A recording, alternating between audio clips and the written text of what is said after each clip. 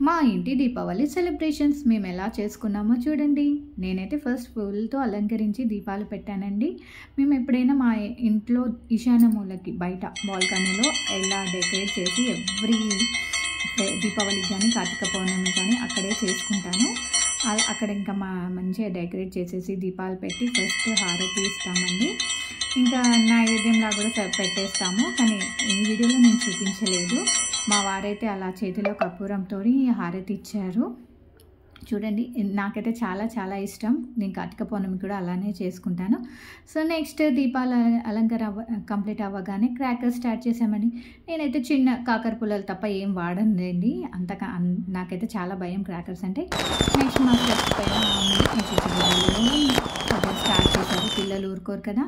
And next భూచక్రాలు అలా పెట్టేశారు. తర్వాత పిట్ట బాంబులు వచ్చేసి పిల్లలు కొంచెం కాల్చుకున్నారు.